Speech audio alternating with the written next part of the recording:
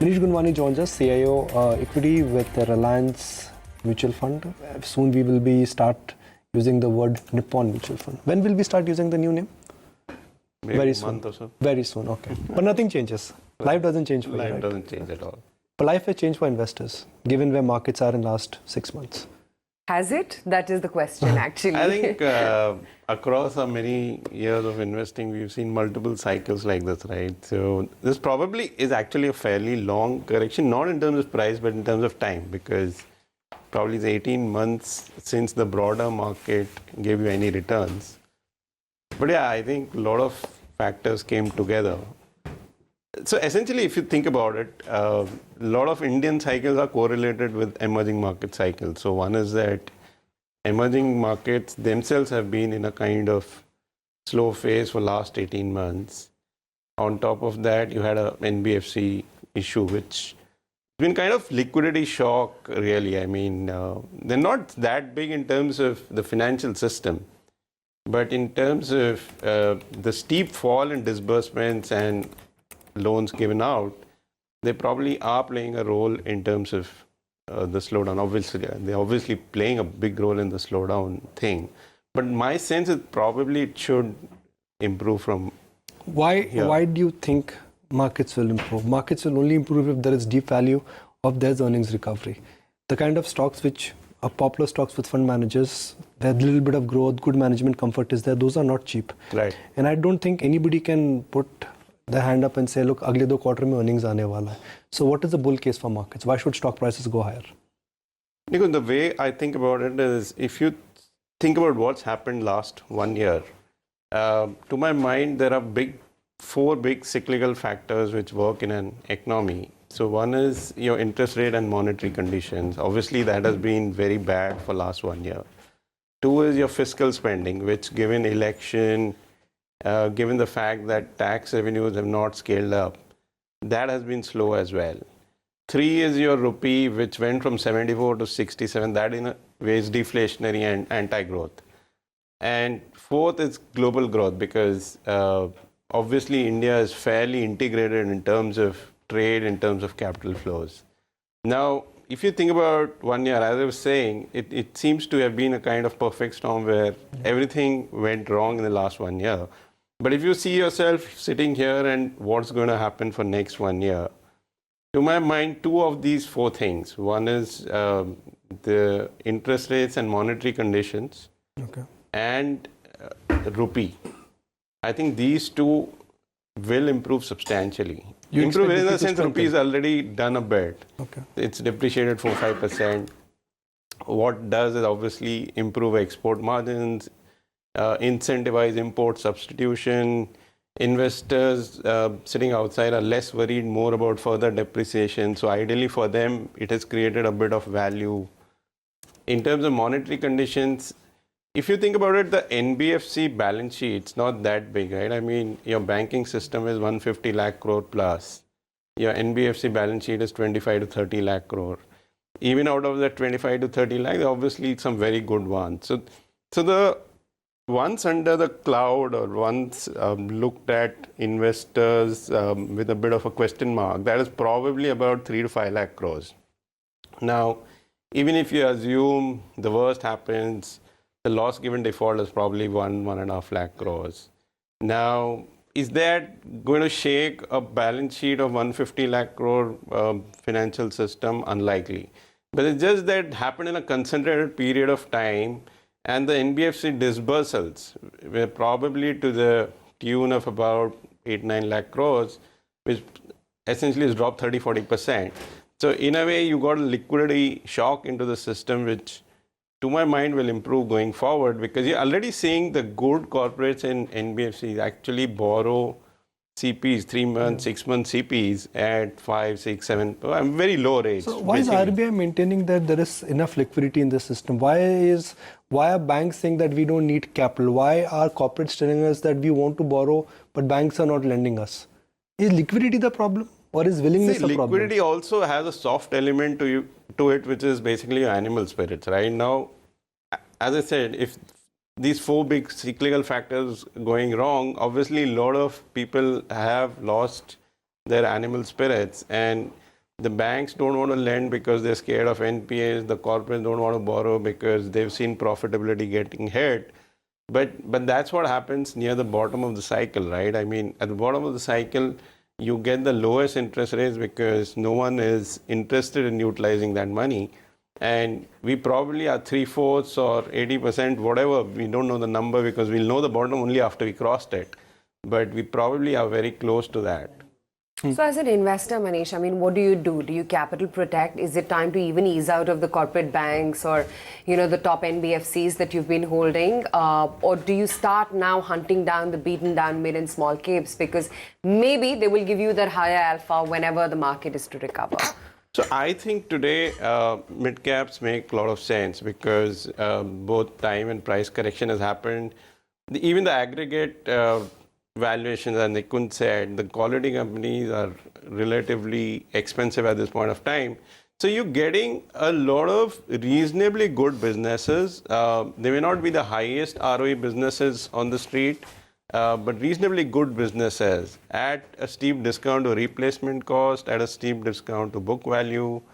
So one of the themes we like in mid-caps is essentially these asset-based industries like hospitals, real estate, utilities, cement, which are difficult to put up versus the market caps they are trading at. So today, if you want, a lot of mid-cap cements trading at $40 to $50 per ton. And we all know that that's a steep discount to replacement cost. Now, obviously, the returns will come only once the economy recovers. But as I said, see, what tends to happen is if you look at any country, your trend growth rate, which has been there for 20, 30 years, that doesn't collapse overnight. Whether you see US, whether you see India, to my understanding, around that trend growth rate, you get cycles. But the cycles typically are mean reverting because obviously if your growth is low, inflation will come down, interest rates will come down, and there'll be a stimulus and growth rate will go back because the trend growth rate is about your demographics, education, health, etc. That doesn't change with the budget or FPI surcharge or a lot of things we discuss day in and day out, right? So to my mind, to assume that auto sales will never grow in India again, to assume that steel and cement demand will never grow, it's a bit of too much pessimism at this point of time. But timing is also important. Would you buy autos now, for instance? We're all pinning our hopes on what the festival demand could do and whether or not there is going to be a revival. Who knows? It could just be the base effect which would make the number look good, but in reality would not be. I'm fairly bullish on things like commercial vehicles, for example. Okay. But the other parts of auto have a long-term technology issue which kind of makes the picture a bit more confusing, but I'm ready to bet that a lot of the cyclical part of auto will come back. Okay, I'm just going to mark some of your thoughts, what you've said, and some data points will tell you that where Manish feels there is value in this market. Is it mid-cap, large cap? When does he feel market earnings cycle will recover? Because if Manish feels earnings will recover in next 2 quarters or 3 quarters, markets will start pricing it 2 quarters ahead or 1.5 quarter ahead. Markets always move forward. Before the slowdown happened in autos, these stocks had started coming down. But mid-caps offer value. I think that's a consistent answer I'm getting from every fund manager or investor I've quizzed or we've interacted with. Starting from India's most famous investor, Rakesh Jhunjhunwala. He stuck his neck out and he's saying, buy mid-caps. Manish Gunwani. We had Hiren Ved last week. S. Naren on Monday. All of them are now making a case that mid-caps is where value is, large cap is where concentration is, mega cap is where risk is, and FIs will sell, they will sell what they own. Unfortunately, they own a lot of mega cap stocks which have only increased and become more expensive in this market fall. Manish,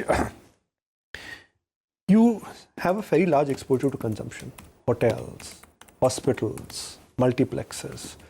What is the thought here? You are betting on discretionary consumption. You don't think slowdown will have an impact on these businesses? So if you think about it again, the best balance sheet today, if you look at the economy in 3 parts, households, government, and private sector, let's face it that the best balance sheet is with the households.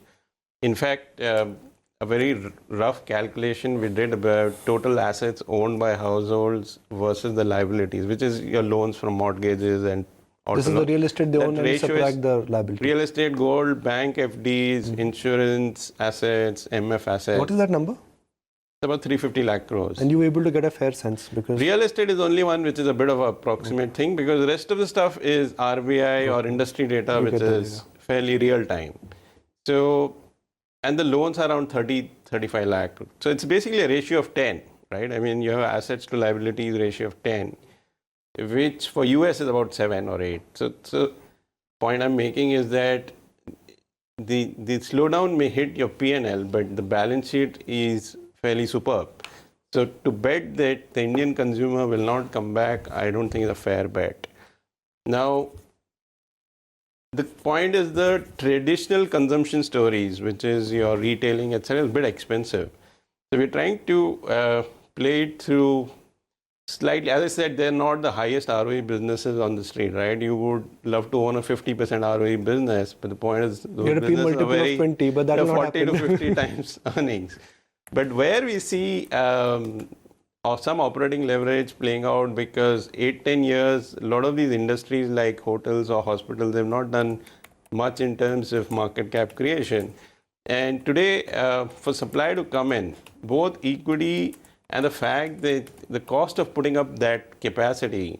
So in a city center, if you want to put up a hotel or hospital, obviously it's very expensive versus the market cap you're getting these stocks at. So it's not a coincidence that you're buying Tata group of companies. You generally think that individual companies have different levers, right? It's not you bullish on Tatas. You're bullish on businesses it's not of a group Tatas. thing. Obviously, it's a group with high corporate governance, which helps. But it's not that we own every Tata company, right? I mean, we obviously looking at each company bottom up. You know, SEBI compliances, you can't talk stock specific, but there is no compliance on group specific chat. So we can talk about groups. As much as we can from you. But okay, Manish, that's the good. That's what is going to recover from this storm. What will languish? So obviously, if you get a cyclical recovery, then the expensive staple stocks, for example, could languish to a certain extent. And this is empirical, that a lot of times this recovery coincides with a emerging market recovery, in which case the emerging market currencies do well. So IT could probably lag whenever the recovery starts. Okay. And what about the overall earnings cycle? How do you see it? Do you think that there will be some more pain before we see a recovery? So I think obviously next 3 years on an aggregate level should be pretty okay, because some of the large contributors to Nifty earnings, like corporate banks, should come back. Obviously, the timing goes 6 months here or there based on how IBC resolution happens and stuff like that. But over next 3 years, I think mid-teens to high-teen kind of CAGR in earnings should happen. You know, everyone is telling me that valuations are looking better. Valuation is a function of interest rates. That's the macro, which looks okay. But earnings is the other benchmark in which you look at valuations, right? And earnings are getting just downgraded. You know, when we started the year, assumption was that we are in for a V-shaped recovery. Now the V has become reversed, right? How does one really judge? Yeah, seriously, think about it. It was supposed to go like this. It is going like this. Markets are never easy, right? I mean, No, 1 year back, would including me, I mean, would any forecaster have told you Maruti sales will drop 30%? No one knows, right? So the point is, Or that there'll be a Divan Housing, Yes Bank, and the list would continue. So typically, forecasting is one thing we do, but basically your biggest guide to making money is valuation, right? Because since forecasting is so difficult, the point is the better your entry point on valuation, the more money you make over long term. So today, the aggregate valuation, what it's saying is true, that because of earnings cut, it looks expensive, but you're getting a lot of stocks at historical parameters being very, very low. So let's say utility trading at 7% dividend yield, Midcap cement trading at $40-50. A lot of the hotels, hospitals trading at steep discount to replacement cost. So whether it'll play out in 3 months, 6 months, 9 months, anyone's guess. But all I'm saying is you give yourself a chance to make money by getting in at cheap valuations. Okay. So my next immediate follow-up question would be, Where do you think the mega caps would move? The Nestle's, the Asian Paints, the Trends of the world. I mean, Trend is not a mega cap, but it's a large stock in terms of the P multiple it is commanding. Where is the future headed there? So I don't see maybe absolute value restriction because, as I said, the household sector balance sheet is very good. The earnings of these companies will probably still compound 10-15%, whatever. But hopefully, if we get even 1/10 of what happened 2003 to 2008, these would relatively underperform, I would think. Is there a risk for FI-owned stocks? Because if one works with your initial comment, which is that emerging markets are slowing down, India was a growth market, growth got challenged, and then the outflows have started. Outflows have not happened because of tax. They've not happened because of budget. They've happened because there is a problem in emerging markets, right? I totally agree. And taxes have gone away and not FIs have come back in last 3 days. That's the grain of the truth. Do you think one should avoid these FI-owned stocks, FI-dominated stocks? Because they'll sell what they have and they own these stocks. I don't think you should look at it with that kind of prism or filter. I think it's all about, I don't think every high quality stock is a sell to my mind, because there are stocks which, in terms of market opportunity, have 20-30 years of growth. In terms of market cap, I think one of the good things you can do is just to see whether that sector's market cap globally, is it a multiple of what it is in India? Can you give me an example? So I'm saying, if you look at organized retailing, I mean, Walmart is what, $300 billion, right? So just because a stock is expensive in retailing, to write it off saying that, oh, I'm never going to look at this stock because it's at crazy multiple, is not a fair way. But there'll obviously be pockets where, so for example, four-wheelers still concern me because the market cap, if you look at it in India, it's very big versus on an EV to sales or the number of units sold of cars, a GM or a Peugeot or whatever. They're very, very cheap versus what's there in India at this point. No, there might be fair reasons. They're going to fall more? No, I'm saying there could be genuine reasons that you have a distribution moat here which is not valid in developed countries. But I'm saying, no formula works in investing, but I'm saying as food for thought, you start comparing the market cap globally of that sector with what it is in India. I think that's a very good way of developing the investment thesis for a stock. What's a screaming buy? Are they also coming in from cement and utilities, like you mentioned? So I think style-wise, it's just not the value stocks of, let's say, cement, utilities, real estate, and all that. There are also some growth stocks which probably are, maybe because we think we have a differential insight, we think they're relatively cheap versus the growth prospects. So, but there are very few to my mind. From cement and utilities. I mean, versus value seems to be a bit more easier to pick at this point of time. But again, as I said, you have an economy which is obviously very, very underpenetrated, where the consumer balance sheet is very healthy. So you're going to see multiple decades of growth in consumer spending. So for example, general insurance. Now, if you take the US size of that industry versus the Indian industry, the ratio to my mind is about 35-40:1. So you could say the stocks are expensive, but to my mind, that kind of ratio makes you think whether, even if it's a bit expensive, whether you should look for some serious positions in that sector. By the way, I just read somewhere Tesla is moving into car insurance. Yeah, I just read somewhere. I don't know what it means. I have no idea. But just some food for thought that what are they trying to do? What's the world heading to? I mean, it's a car company which was supposed to be making disruptive car companies. Makes rockets. Makes rockets and now moving into car insurance. I have no idea. Okay, Manish, appreciate your time and so glad that you could join in person in the studio. It's always nice to get more thoughts going from you. Thank you. Let's move on.